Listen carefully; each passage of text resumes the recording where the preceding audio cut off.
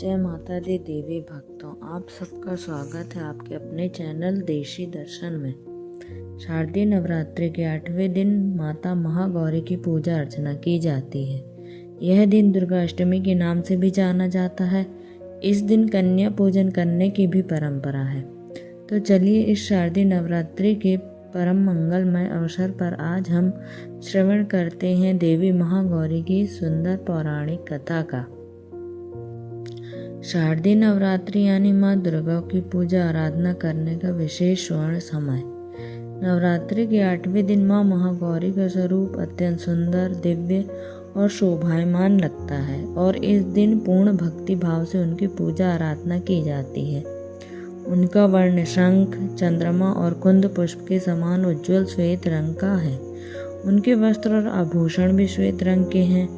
माता की 4 भुजाएं हैं। दाएं हाथ में अभय मुद्रा और त्रिशूल है। बाएं हाथ में डमरू और वरत मुद्रा है। उनका वाहन वृषभ है और उनका स्वभाव अत्यंत शांत और निर्मल है। शिव पुराण में देवी भगवती की एक सुंदर कथा आती है, जिसके अनुसार जब माता पार्वती मात्र 8 वर्ष की थीं तो उन्हें अपने पूर्व जन्म की स्मृति हो आई थी।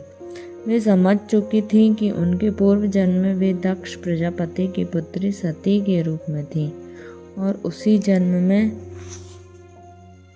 भगवान शिव से उनका विवाह हुआ था। भगवान शिव ही उनके नित्य स्वामी और पति हैं और इस बार उनका पुनर्जन्म हुआ है पर्वतराज हिमालय के घर पर। और उनके इस जीवन का लक्ष्य भी भगवान शिव को पति रूप में प्राप्त करने का है। जब उन्हें इन सभी बातों की अनुभूति हो गई तो उन्होंने भगवान शिव को अपने पति के रूप में स्वीकार किया और उन्हें प्राप्त करने के लिए महाभयंकर कठिन तपस्या करना आरंभ कर दिया।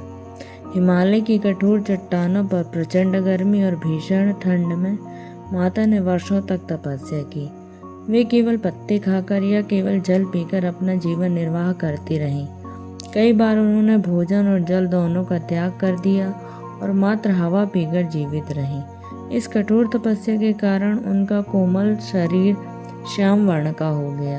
वे अत्यंत क्रूरकाय हो गईं। उनका स्वरूप और सौंदर्य जाता रहा। आखिरकार उनकी इस घोर तपस्या से प्रसन्न होकर भगवान शिव वहां पर प्रकट हुए। उन्होंने माता पार्वती की परीक्षा भी ली, लेकिन माता पार्वती अपने संकल्प पर दृढ़ और अडिग बनी रही और उस समय भगवान शिव ने उन्हें अपनी पत्नी के रूप में स्वीकार करना उचित समझा।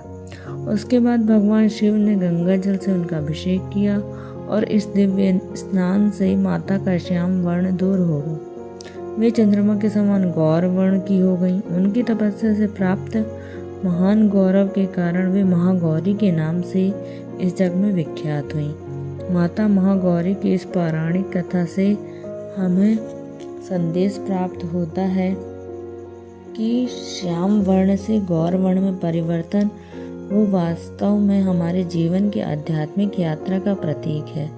जिस प्रकार तपस्या से पहले और इस तपस्या के कारण माता का रंग काला हो गया था, उसी प्रकार जीवन के संघर्षों में हम भी कई बार हताश और निराश हो जाते हैं। लेकिन जब हमारी आध्यात्मिक साधना तीव्र बन जाती है, हम अपने आध्यात्मिक गति और भक्ति को मजबूत बना लेते हैं, तो हमारी आत्मा शुद्ध और प्रकाशमान हो जाती है। माँ महागौरी की तपस्या हमें शिक्षा देती है कि सच्चा योग केवल आसन प्राणायाम नहीं, अपितु अपने लक्ष्य के प्रति पूर्ण समर्पण है। अपने आप को स्वयं को पहचानने की एक यात्रा है, जो स्वयं से आरंभ होकर परम श्रेष्ठ उच्चतर स्थान पर विराजमान उस परम भगवान तक समाप्त होती है। आज की भाग दौड़ भरी जिंदगी में हम तुरंत परिणाम की इच्छा रखते हैं, लेकिन माता का यह स्वरूप हमें शिक्षा देता है कि धैर्य और निरंतरता से ही सच्ची सफलता प्राप्त होती है और आध्यात्मिक जीवन में भी यही नियम लागू होता है। महाअष्टमी के दिन माता महागौरी को विशेष रूप से सफ़ेद फूल, चमेली, मोगरा इत्यादि पुष्प अर्पित करने चाहिए और उन्हें भोग में इस दिन खीर, हलवा, पूरी और नारियल का भोग लगाना चाहिए। अष्टमी के दिन कन्या पूजन की परंपरा है। कई स्थानों पर अष्टमी वाले दिन कन्याओं की पूजा की जाती है उन्हें देवी दुर्गा का स्वरूप मानकर विधि विधान के साथ उनकी पूजा करके उन्हें भोजन खिलाया जाता है। भेंट और उपहार दिए जाते हैं।